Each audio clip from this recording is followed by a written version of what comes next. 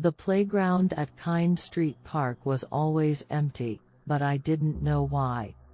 I'd never played there before, only driven or walked past on my way somewhere else. It was nice enough, if not a little unkempt. There were swings, a climbing frame, a seesaw and a very tall slide that I'd never been brave enough to go down. It was the school holidays and my father had brought me to work with him that day. I had asked if I could go eat my lunch in the sun. He was too busy to take me, of course. But, as it was just around the corner, he let me go to the park by myself. The trees that surrounded the rusty play equipment were swaying gently as I sat on the swings and began to eat my lunch. My sandwiches were squashed flat but still tasty, and I began to swing back and forth as I ate. "Hello," came a voice from behind me. Startled, I turned around to see a girl about my age. She didn't look very well and her clothes were filthy. "Hello," I mumbled, my mouth full of sandwich. "Do you want to play with me?" she asked. Her voice was soft and sounded far away. "Okay, do you want some of my sandwich? It's jam." She shook her head. "No thank you." "Shall I give you a push?" I nodded and shoved the rest of my sandwich into my mouth. She gave me a tiny push and I laughed, harder. She pushed me again and I flew into the air giggling. We played that way for a while. Not talking, just laughing. She didn't seem to mind that I hadn't offered to push her either. She was happy doing all the work. After a while I stopped myself and turned around, intending to ask her if she wanted me to push her now. But when I did, I could see that her dirty face had clean spots in little lines all the way down to her chin. "Tear stains? Are you okay?" I asked, trying to look her in the eyes. She turned away and sniffed. "I have to go now." "Oh, okay. I should probably get back anyways." I gathered up the rubbish from my lunch and looked up to see a man standing near the tree line. He was tall and wearing a long brown trench coat, black pants and shoes and a black hat. He had a strange smile on his face, like pride, but there was something else.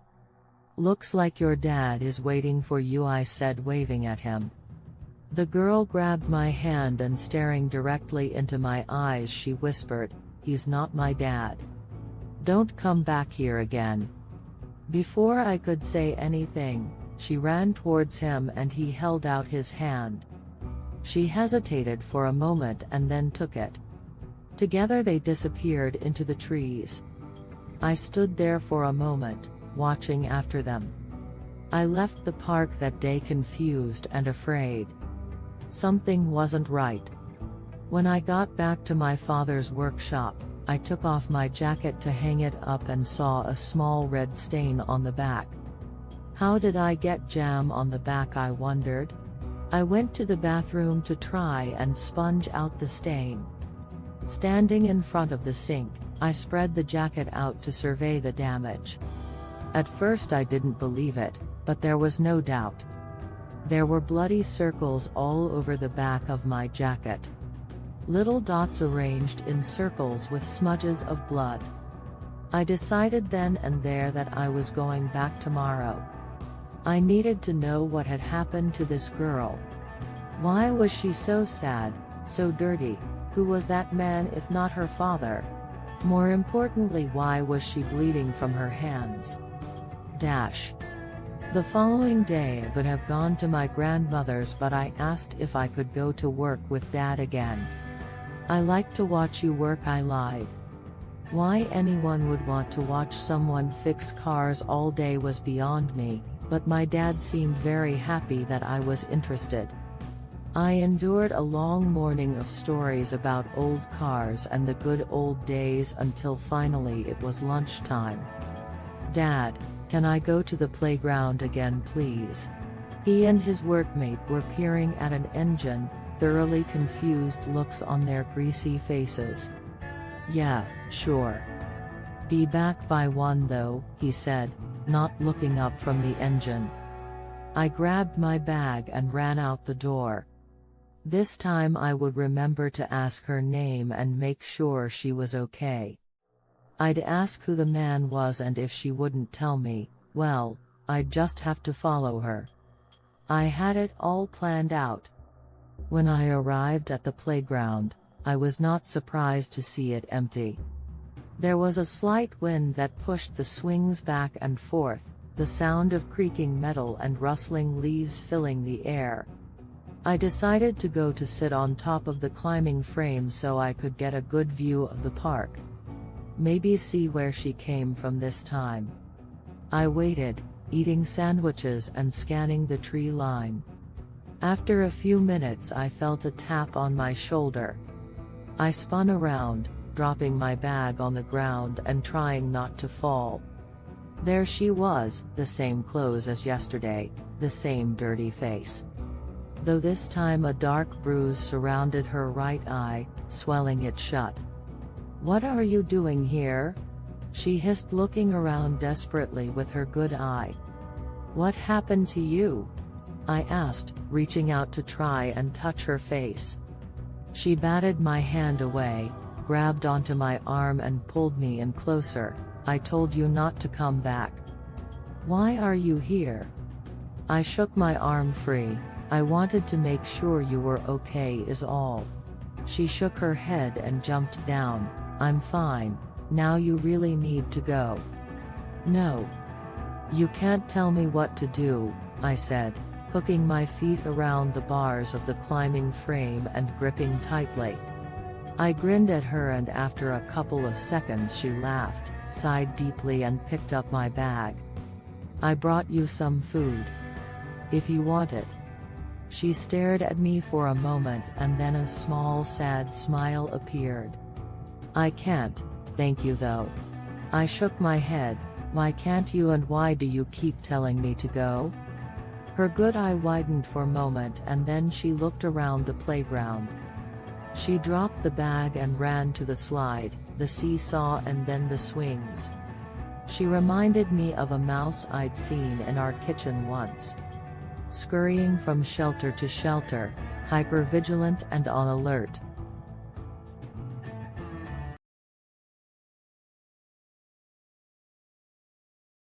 "Are you afraid of him?" I asked as she ran back to the climbing frame. She nodded. "Did he do that to you?" I asked, jumping down. She nodded again, tears beginning to form in her eyes. "What's your name?" I asked. "I think it's Esther, but I don't really remember. He never calls me anything but child." As she spoke she brushed her hair out of her face, and that's when I saw it. The palm of her hand. "What the hell?" I said, grabbing her hand. I turned it over. There was a bite mark on her hand. Deep and still oozing blood. I gasped and pulled her in for a hug. I felt such a need to protect her. "My name is," I began, but she clamped her hand over my mouth before I could finish. I tasted blood. "He's coming. Please go before he." "Hello children," came a sickly sweet voice from behind me. Esther dropped her hand from my mouth and hung her head. I turned around and there he was, the man from the tree line. He was wearing the same clothes as the day before, the same strange smile on his face. "And who are you?" he asked, bending down to my level. As soon as our eyes met, I felt my stomach drop and bile rise in my throat. I felt a bit dizzy as I tried to find the bravery to say what I wanted to say. "None of your business." He let out a strange low rumbling wheeze that ended with a squeak. I think he was laughing. "That's no way to talk to your elders, young lady," he said as he reached out a hand towards Esther. Not looking up from the ground, she took his hand and he pulled her close to him. She winced and the tears in her eyes began to flow freely. "Child, who is this girl?" he asked, yanking on Esther's arm. She breathed in quickly through her teeth, in pain. "I don't know." The man did not seem pleased with her answer. "Who are you?" I demanded. I ignored the feelings of nausea and dread and stood my ground. "Do you know what courtesy means, young lady?" I stared at him and shook my head. He and Esther began to circle around me. Esther seemed to be getting paler and paler by the moment. "It means the showing of politeness in one's attitude and behavior towards others. You did not give me your name when I asked you very sweetly. So, why should I tell you my name if you couldn't show me the same courtesy?" I sighed and rolled my eyes. "Jessica," I spat. "Now, who are you?" He let go of Esther's hand and she dropped to the ground, pulling her hand close to her chest. I ran to her and held her around the shoulders, never taking my eyes off the man. He smiled again, removed his hat and bowed to me. "Why, I am Mr. Schrei. A pleasure to meet you, Jessica." I noticed drops of blood coming from his hand. "Well, it's not a pleasure to meet you. You're hurting her." He laughed again and placed his hat back on his head. He walked towards Esther and she shook me off her as he got close. "Child," he said, kicking her leg, "are you hurt?" Esther shook her head. Mr. Schrei looked at me smugly. "See? She's fine." "She's not fine and I'm telling," I yelled, scrambling up from the ground and running towards the road. Behind me I heard him laugh again and Esther let out a small scream, but when I turned, they were gone. The only trace of them, a few spots of blood on the astroturf. I arrived back at my father's workshop, hysterical. He hugged me close and once I'd stopped crying I told him what had happened. He listened intently, at first skeptical, but then when I showed him my bloody jacket from the day before, his face darkened. He kissed me on the forehead. "It's going to be okay," he said as he picked up the phone. The police came to workshop that afternoon. The detective was a balding man in his 40s, with small beady eyes and a coffee stain on his shirt. His breath reeked of coffee and cigarettes. "So, what was the girl's name?" he asked, looking me up and down suspiciously. "She said Esther." But she wasn't sure. Raising his eyebrows and looking over at my father, he asked, "She wasn't sure or you're not sure?" I rolled my eyes. "No, I'm sure. She wasn't, because she said he didn't call her Esther, he called her child." The detective nodded and wrote that down. "And what did she look like?" "Dirty. Her clothes were old and ripped. She had blue eyes, I think, and her hair is brown." The details of her appearance were cloudy in my mind, like I was looking at her through a dirty window. I was forgetting. "Okay," the detective, shifting in his chair, "and what about the man?" I opened my mouth to speak, but I realized I didn't know what to say. I closed my eyes tight and tried to picture him, but I couldn't focus on any details. "Jessica, tell the detective what he looked like." My father sounded worried. "I'm trying to remember. He was tall and he wore a coat." I trailed off. That was all I could remember. "For goodness sake, Jess," my father said, "you described him to me an hour ago." "Well, then you tell him." "Because I can't remember," I yelled, my face hot with embarrassment. "Fine. He was, well, he had a hat on." "A black one," she said. He too trailed off. "Why couldn't we remember?" Despite my story becoming patchy in the retelling and my inability to describe the man I said had frightened me so, the police decided to go to Kind Park and look around. They found nothing except my lunch and bag strewn about the playground. When the police dropped my bag off at home that night, I heard the detective speaking to my father in a hushed voice. "The thing is, it's not the first time we've heard a story like this about that place. But every time we go to check it out, we find nothing."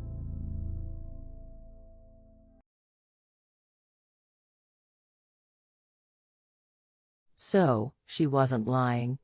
my father asked hopefully. "I didn't say that, sir. I just said there are stories about that place. Maybe your daughter heard one and took it to heart. I'm so sorry to waste your time and thank you for bringing her bag back." My father shook the detective's hand and smiled weakly. He was embarrassed. "No problem. Have a good night." The detective smiled, and then, seeing me peering around the corner, he said, "Good night, young lady." Young lady. I thought to myself. He'd said that. The man at the playground. "Time for bed, Jess," Dad said, ushering me toward my room. Young lady. Those words echoed in my head as I lay in bed that night. I fixed my mind on them and built around it the image of a man. A tall man in a brown trench coat, a black hat, black shoes and pants. A disturbing smile. A name. Mr. Schrei. The following day, I wasn't allowed to go to the park. Nor the day after that. My father was so angry that he didn't even let me come to work with him. I had to stay at my grandmother's and watch her yell at the television. I was so worried about Esther and what he was doing to her, and no one seemed to care. I didn't know why I cared so deeply. I didn't know her. But I did know she was being hurt and she needed help. It was my time to do something important, to get my hands dirty. I decided to go back to Kind Street Park that night to do something. I didn't know what. I just knew that I had to go back and help her somehow. Whatever it took, I was getting her away from Mr. Schrei. I crept out of the house as soon as I heard my father begin to snore. I tiptoed past his room and peeked inside. He snorted loudly and turned over. I wish I'd woken him up. I wish he'd stopped me. But instead, I snuck down the hallway, out the front door and into the cold, dark night. The walk to Kind Street took about half an hour, and by the time I arrived my chest was burning from the cold and my heart was pounding. I didn't know if I was ready for this. I didn't even know what this was. Why was I here? The playground was lit up by a single yellow floodlight, moths fluttering and diving around its eerie glow. There was no wind that night, so it was strange that the swings were moving back and forth. I stared at them from the footpath until I'd mustered the courage to move forward. The second I stepped foot on the AstroTurf, the swings stopped moving, their creaking chains suddenly silent. My head was screaming, "Get out of here," but I kept going.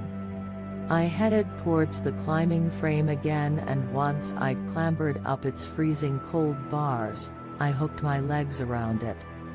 Reaching into my bag, I pulled out my headlamp. I wanted to be able to see them coming, so I put it on. The headlamp shone out into the trees, and immediately I saw her.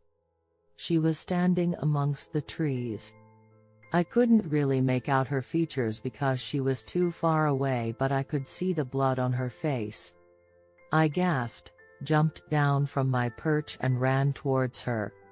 She was staggering towards me, her arms outstretched and shaking. As we drew closer to one another, I heard it.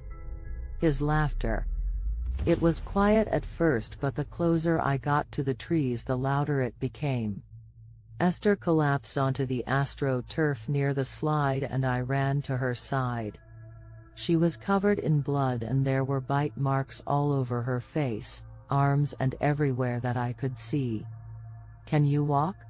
I asked, trying desperately to pull her to her feet. She shook her head. "I'm so sorry," she croaked. Confused, I tried again to pull her up. "Don't be sorry, just get up. We have to get out of here." Again, she shook her head and I peered over my shoulder. "I'm dying. Just go. Don't tell anyone. Just run and don't look back."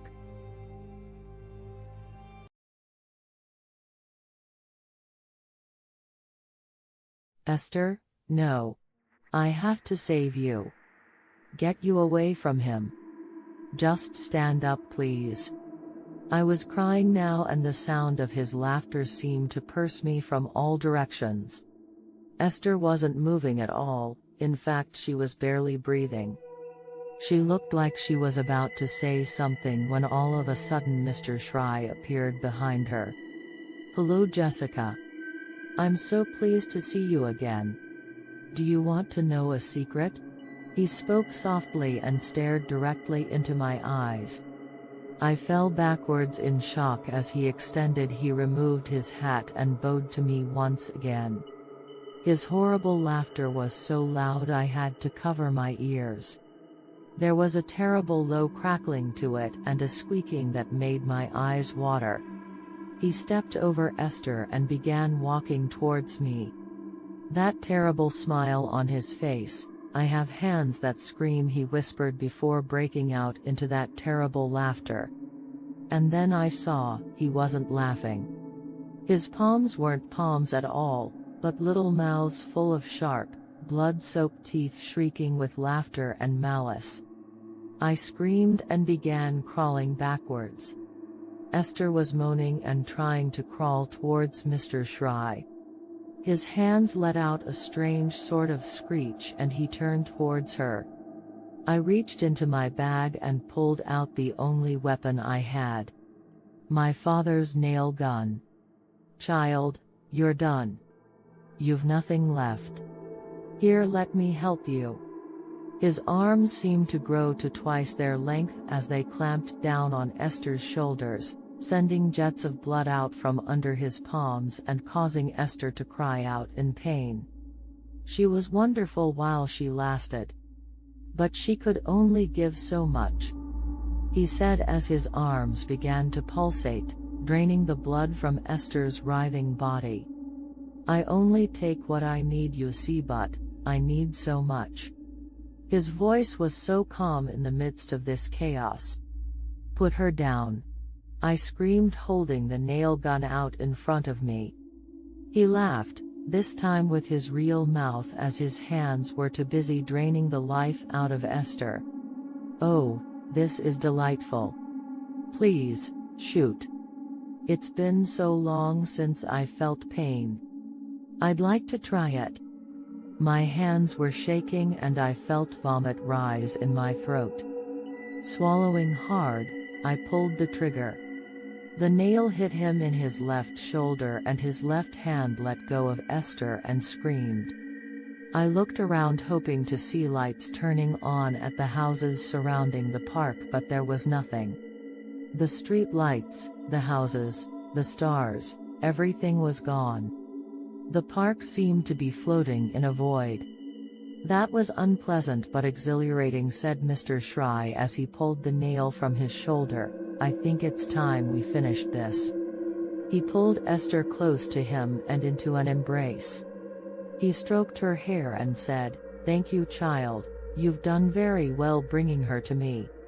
You can sleep now." With those words he plunged his hand into Esther's chest and squeezed.